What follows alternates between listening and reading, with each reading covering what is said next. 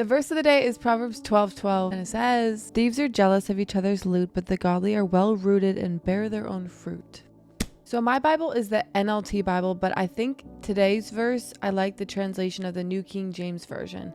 And it says, "The wicked covet the catch of evil men, but the root of the righteous yields fruit." So there's a contrast between the wicked and the righteous in today's verse. And then I was like, okay, so who are the wicked? Who are the wicked that we hear about a lot in the Bible? And some definitions that I got are: the wicked are individuals who actively disobey God's commandments and live a life characterized by sinful actions, lacking reverence for God. And what's reverence? Reverence is that fear of God. So we could strip it down to say that the wicked are those who don't fear God. And fear of God has been the theme this entire month. So it's the wicked versus the righteous. What makes someone righteous? Because I think you hear the word righteous and you're like, yeah, you think you're greater than thou. You think you're better than all of us. And that's not the case. What makes you and I righteous in God's eyes? 2 Corinthians 5:21 says, "For he made him who knew no sin to be sin for us, that we might become the righteousness of God in him." Another way to say righteous is to be made right with God.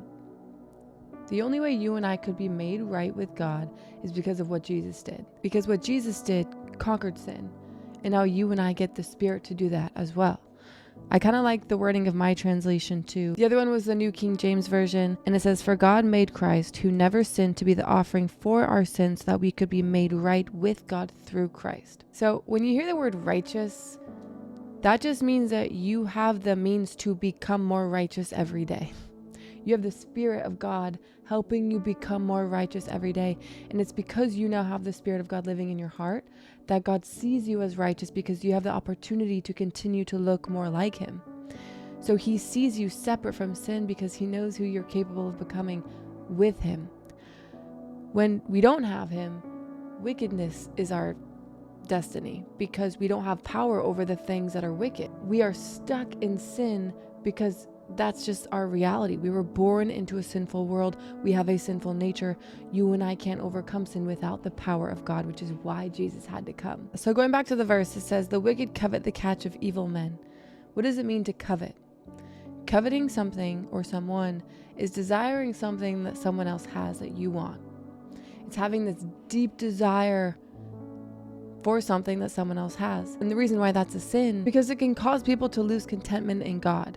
What's the greatest commandment? To love the Lord your God first, with all your heart, soul, mind, and strength. So when we look to others and we desire deeply what they have as if our life isn't enough, that births a heart of ungratefulness, which then can get us to fall into jealousy and envy and can lead to other sin as well. And then there's comparison. If we see something that someone else has and we want it, it can lead us to compare our lives to them and then start to get angry with God as if he's not doing enough for me, or God, why aren't you here? Are you even real? And a lot of times we turn from him as if it's our way of trying to prove a point, but it really is just our way of separating ourselves from him. Coveting is a slippery slope because it can lead to idolatry. It can lead to the desire of worldly things above what God has to offer. The fruit of coveting steals your joy, steals your peace, steals your contentment, because it says, I don't have enough.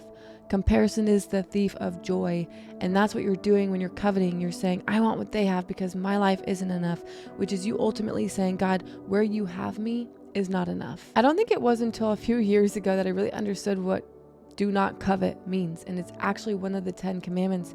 And the reason why is because the root of coveting is not love, it's fear.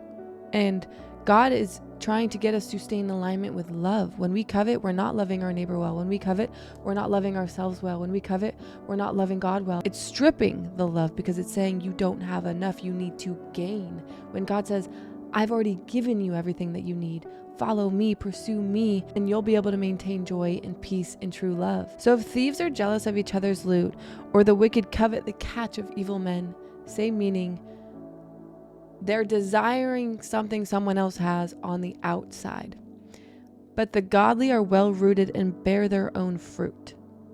So they desire what's on the inside. Their fruit is from the inside out, and the wicked is from the outside in, trying to fill something from within, from the outside.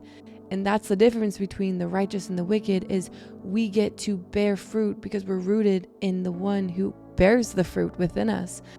And the latter is seeking for that fruit to fill those voids in their heart from the outside in. That's dangerous because it never sustains you, and it always keeps you wanting more because it might feel good for a moment, but it doesn't last. Today's verse reminds us that God gives us everything that we need.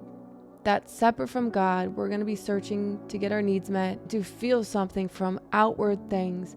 But when we go to God, He fixes the need and the real problem from the inside out. I think desiring something that someone else has is a universal feeling. We can all relate to having felt that.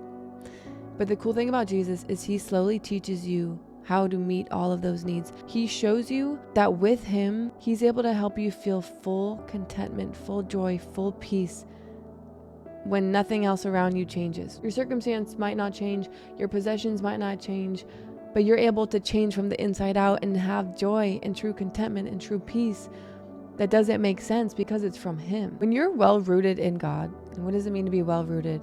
Well rooted means developing relationship, means being filled up by Him each day. Looks like watering your roots with Him, with His presence. That's how you're going to bear fruit. That's how your heart is going to change from the inside out.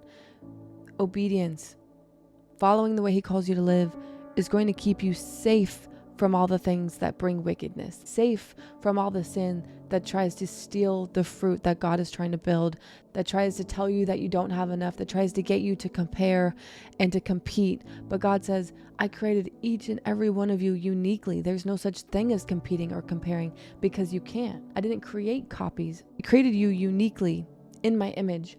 And that means you have unique purpose. And so the more you water your roots with Him, the more you start to see that purpose and feel that purpose, and the less you're going to go to the things of the world to meet those needs that the enemy says that you need to. So root with God. Okay?